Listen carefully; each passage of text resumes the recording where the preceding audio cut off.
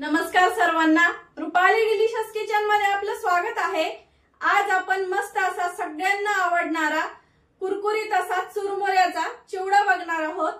हा चिवडा सगळ्यांना लहानांपासून मोठ्यांपर्यंत सर्वांना आवडतो। एकदम खायला असा कुरकुरीत लागतो, करायला एकदम सोपा आहे। असा एरवी पण आपण करतोच, पण दिवाळीच्या निमित्ताने हा असा भरपूर सारा केला जातो। तर मी 1 किलो प्रमाणामध्ये तुम्हाला कसा चिवडा करायचा एकदम असा मस्त चमचमीत आणि झणझणीत असा चिवडा करून दाखवणार आहे मी। तर मग व्हिडिओ स्किप न करता संपूर्ण बघा आणि चॅनलवर नवीन असाल तर चॅनलला सबस्क्राइब करा, व्हिडिओच्या शेवटी लाईक करा। तर मग चला आता साहित्य बघूया आणि रेसिपीला सुरुवात करूया।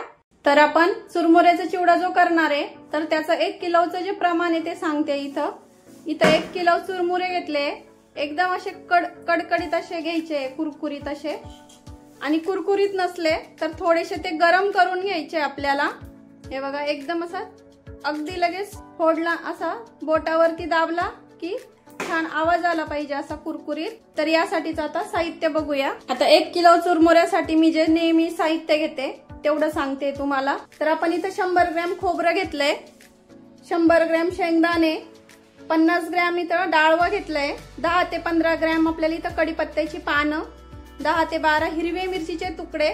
तुकडे शक्यतो छोटे छोटेच टाकायचे, खूप जास्त मोठे किंवा खूप जास्त छोटे नाही टाकायचे। कोणाला आवडत नसतील तर निवडून टाकायला बरे पडतात। थोडीशी कोथिंबीर, हा आमचा घरगुती लाल मसाला आहे आणि नाशिक स्पेशल लाल मसाला आणि नाशिक स्पेशल काळा मसाला। तुम्हाला ऑनलाईन ऑर्डर करायचा असेल तर तुम्ही करू शकता। कांदा लसूण मसाला, हळद पावडर आणि चवीपुरतं मीठ। हे पूर्ण 1 किलोचं मी प्रमाण सांगितलंय। आणि चुरमुरे शक्यतो असे छान कुरकुरीतच घ्यायचे आपल्याला बघून, नाहीतर नसतील तर मी आधी सांगितलंच तुम्हाला ते गरम करून घ्या। पुन्हा सांगते। तर तेल असं दिसतंय याचं कारण मी याआधी मका पोह्याच्या चिवड्याचा रेसिपी शूट केली आहे, त्याच तेलामध्ये पुढची रेसिपी करते, त्यामुळे असं दिसतंय। व्हिडिओ नसेल बघितला तर मी कालच व्हिडिओ पोस्ट केलाय, तर नसेल बघितला तुम्ही तर बघून घ्या मका पोह्याच्या चिवड्याच्या रेसिपीचा। तर आता तेल छान गरम झालंय। स्टार्टिंगला आपल्याला इथं खोबरं टाकून घ्यायचंय। खोबरं छान लाल रंगावरती आपल्याला तळून घ्यायचंय। मीडियम गॅस ठेवायचा खोबरं तळताना, म्हणजे पूर्ण खोबरं छान तळल्यात जातं आतपर्यंत। आता लाल रंगावरती खोबरं छान मी इथं तळून घेते। तर हे बघा, असं लाल रंगावरती आपलं खोबरं छान तळून झालंय, असं कुरकुरीत मस्त।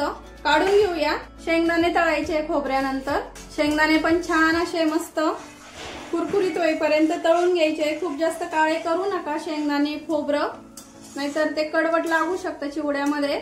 मीडियम गॅस ठेवायचा, म्हणजे करपत पण नाही आणि छान कुरकुरीत असे तळल्यात जातात। तर हे बघू शकता, शेंगदाणे पण आपले छान असे कुरकुरीत तळल्यात गेले। छान असा कुरकुरीत आवाज यायला लागला, थोडेसे लाल रंगावरती आले की काढून घ्यायचे। आता आपल्याला डाळवं फक्त गरम करून घ्यायचंय, खूप जास्त तळून नाही घ्यायचंय, कारण ऑलरेडी ते भाजलेलं असतं, त्यामुळं फक्त आपल्याला गरम करून घ्यायची आहे। झालं, काढून घेऊया। कुरकुरीत होण्यासाठी फक्त गरम करून घ्या। आपण आता इथं मिरची टाकून घेणार आहे। मिरची टाकताना थोडं सांभाळून। आता मिरची आपल्याला छान अशी कुरकुरीत तळून घ्यायची आहे, जेणेकरून चिवडा आपला कुरकुरीतच राहील। ओली मिरची राहिली तर चिवडा मऊ पडू शकतो, त्यामुळे मिरची अशी कुरकुरीत छान तळून घ्यायची आपल्याला। तर हे बघा, आपली मिरची पण अशी छान कुरकुरीत तळून झाली इथं। हे बघा, काढून घेऊया। हिरवी मिरची तुम्ही तुमच्या आवडीनुसार कमी अधिक करू शकता। कढीपत्त्याची पानं पण आपल्याला छान कुरकुरीत तळून घ्यायची आहे। कुरकुरीत होईपर्यंत असा कुरकुरीत आवाज यायला लागला की मग काढायची आपल्याला। कढीपत्ता जर कुरकुरीत तळला नाही त्यामुळे सुद्धा चिवडा आपला असा मऊ पडू शकतो लवकर। काढून घेऊया आता। हे बघा, किती छान आवाज येतोय मस्त। आणि चिवड्यातला कढीपत्ता कोणाला कोणाला आवडतो ते पण सांगा। इथं आपल्याला आता कोथिंबीर तळून घ्यायची छान। कोथिंबीर स्वच्छ धुवायची, सुकवायची, कट करायची आणि मगच वापरायची आपल्याला इथं। कोथिंबीर पण छान कुरकुरीत होऊ देऊ आता।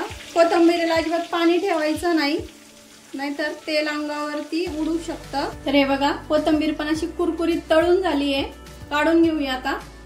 तर हे बघा, आपलं सगळं साहित्य असं छान तळून घेतलंय मी असं खमंग। आता हे साईडला करूया। आपल्याला हे आता चुरमुऱ्यांमध्ये टाकून घ्यायचं इथं आणि मिक्स करून घ्यायचंय आपल्याला हे सर्व चुरमुऱ्यांमध्ये मिक्स करून घेते मी। तर हे बघा सगळं मी इथं मिक्स करून घेतलंय हे, जेणेकरून आपले मसाले आपण टाकणार आहे ना ते खोबरं मिरची आणि कढीपत्त्यालाच फक्त लागणार नाही, चुरमुऱ्यांना पण लागेल ते, म्हणून आता आपण हे चुरमुऱ्याचं जे मिक्स केलेलं साहित्य हे बाजूला ठेवूया आणि जे तळलेलं तेल आहे ना आपण तेच तेल इथं यूज करतोय, गरम तेल आहे ऑलरेडी हे। तर मी हे जवळपास 50 ग्रॅम इथं तेल घेतले 1 किलो मसाला मिसळण्यासाठी। तर इथं आपण घेतलेला जो मसाला आहे तो टाकून घेते मी। इथं हा 2 चमचे मसाला घेतलाय लाल मसाला, 2 चमचे कांदा लसूण मसाला, अर्धा चमचा आणि थोडीशी वरती हळद आणि चवीपुरतं मीठ घ्यायचंय आपल्याला इथं। तर हे बघू शकता छान असा मसाला तळल्यात जातोय। आपल्याला तर हे मिक्स करून घ्यायचंय यामध्ये तेलामध्ये, गरम तेलामध्ये, यामुळे मसाले पण छान तळल्यात जातात आणि मीठ पण छान विरघळल्यात जातं गरम तेलामुळं, म्हणजे सगळ्या चुरमुऱ्यांना आपला मसाला एकदम छान बाइंडिंग येईल। तर आता हे मिक्स करून घेते मी। तर बघा रंग किती छान दिसतोय, असंच आता आपल्याला हे चुरमुऱ्यांमध्ये टाकून घ्यायचं आहे। तर आपल्याला थोडा थोडा करत आता हा मसाला इथं मिक्स करून घ्यायचा आहे, थोडासा टाकायचा आणि मिक्स करायचं, म्हणजे सर्व मुरमुऱ्याला एकसारखा आपला मसाला लागल्याच जातो। आता असं थोडं थोडं टाकत मी सगळा मसाला इथं लावून घेते चुरमुऱ्यांना, अगदी थोडा थोडा टाकायचा 2-2 चमचे आणि मिक्स करत जायचंय। तर हा पूर्ण मसाला मी इथं चुरमुऱ्यांना वापरणार आहे। तुम्हाला आता मिक्स केल्याच्या नंतर मी दाखवते किती छान असा रंग येतो। तुम्हाला जर घरचे मसाले वापरायचे नसतील तर तुम्ही विकतचा चिवडा मसाला इथं वापरू शकता, काही हरकत नाहीये। तर बघू शकता आपला चिवडा सगळा असं छान मिक्स करून घेतलाय मी, हे बघा, आणि रंग बघू शकता, आणि थोड्या वेळाने अर्ध्या तासाने अजून छान खुलतो हा रंग चिवड्याचा आणि मसाल्यांचा। जेवढा सुंदर दिसायला दिसतोय ना तेवढा खायला पण छान झालेला असणार आहे, कारण मी नेहमी याच पद्धतीने बनवते आणि दरवेळेस माझा चिवडा खूप सगळ्यांना आवडतो। तर मग तुम्हाला रेसिपी कशी वाटली कमेंट मध्ये नक्की सांगा आणि एक लाईक करायला विसरू नका, आणि माझ्या पद्धतीने तुम्ही यावर्षी चिवडा नक्की करून बघा आणि मला कमेंट मध्ये सांगा तुमचा चिवडा पण असा छान छान झालाय का, एकदम असा कुरकुरीत।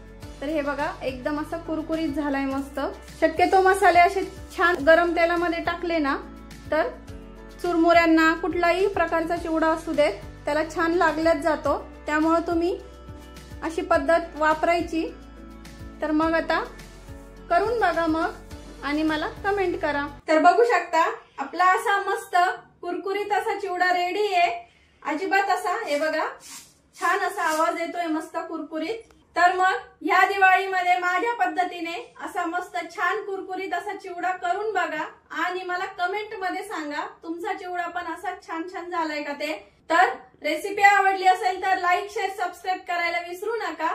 रेसिपी नक्की ट्राय करा, कारण घरचं जेवण हे खरंच स्वादिष्ट असतं। अशाच नवीन छान छान रेसिपींसोबत पुन्हा भेटूया, तोपर्यंत शुभ दीपावली।